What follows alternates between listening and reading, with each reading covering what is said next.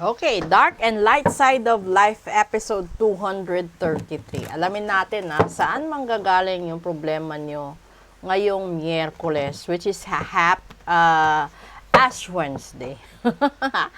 Okay, so pagpasensyahan nyo na po ako dahil po sa kulang tayo sa tulog dahil sa mga ritual. Okay?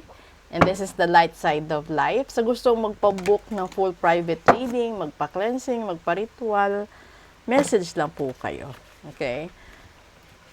At mas mahalaga, yung may alam kayo ahead of time kesa mabigla kayo. So, minsan kasi, yung mga bagay-bagay na biglang nangyayari, lalo na't hindi natin kagustuhan, is nagiging dahilan kung kaya tayo nagsisisi at may mga pagsisisi. Una, that's the Queen of Pentacles. Pangalawa, right, the Seven of Cups. And pangatlo, the Hangman. Okay. So, medyo, conflict. Kasi, yung Queen of Pentacles is isang estable na tao. Dahil general reading ito. So, sasabihin ko, isa itong estable na tao, no, na kaya niyang mabuhay ng mag-isa. Kaya niyang bilhin kung ano man yung gusto niya. Tapos nakatagpo siya ng isang tao na ang taong ito punong-puno ng pangarap, no, sa buhay niya. Naghihintay ng pagkakataon kung kailan makamit lahat ng pangarap niya. Dito, tignan natin The Hermit. Lumabas yung The Hermit ulit. Pangalawa, The Fool. And pangatlo, the Three of Pentacles. Ngayon, ito, ba't ako na-shock? Kasi,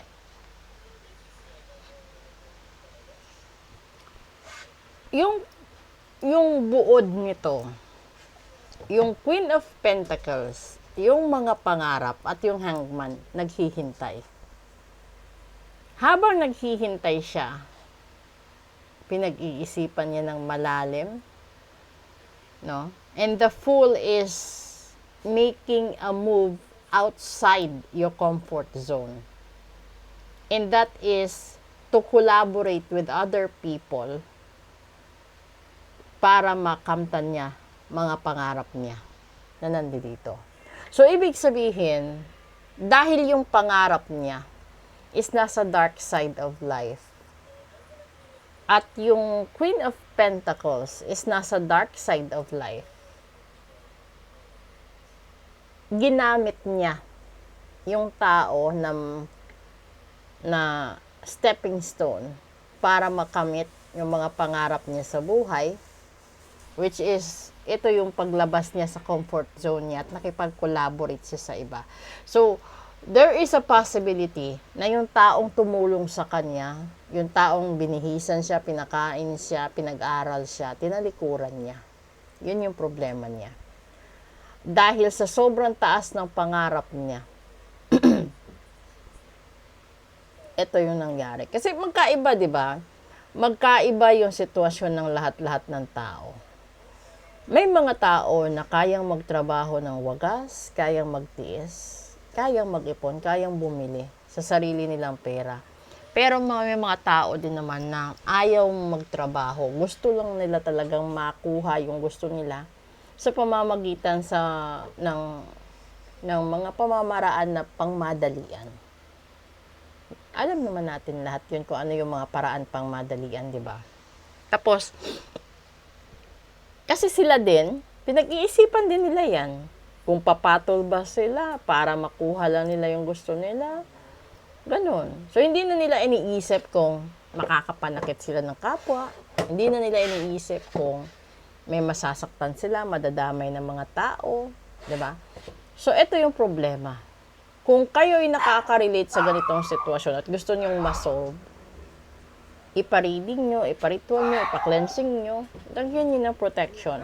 Para kung ano man yung problema sa buong pamilya ninyo, o ano mang problema sa relasyon ninyo, sa trabaho mo, sa boss mo, sa katrabaho, or sa ibang tao, maagapan agad nang hindi na lumala at hindi na siya mahantong sa, di ba kasi yung iba kasi, nagsimula lang sa maling chismis eh. Tapos yung alitan, buong pamilya, buong angkan. So, bago pa mangyari sa inyo yon, maghanap ka na ng mga solusyon. Kung kailangan mo yung serbisyo ko para mahulaan natin kung ano yung mangyayari, then do it. Let me know. Message niyo na po ako.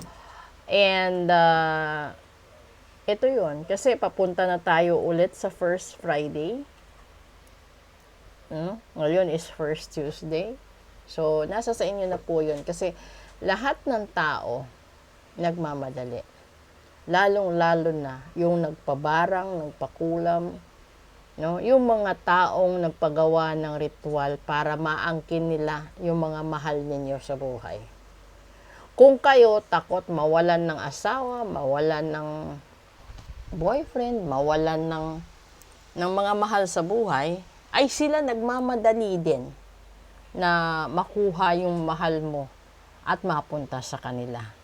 So, nasa sayo na yon. Kung ikaw din ay may pasyente na binarang, yung nagpabarang, nagmamadaling matsugi yung pinabarang niya. At ikaw na pasyente, or ikaw yung immediate family ng pasyente na nabarang, depende sa'yo yon.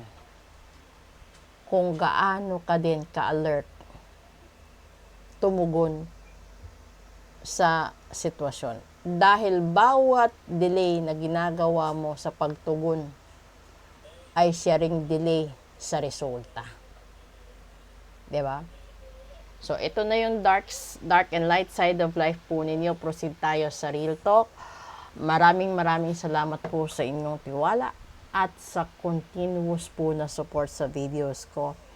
Please invite your friends to follow, like, and share. And then, please subscribe sa YT ko. Nandyan yung icon. At sa nagtatanong tungkol sa full private reading, ginagawa po yan via video call kasi real time. Okay? So, maraming salamat po.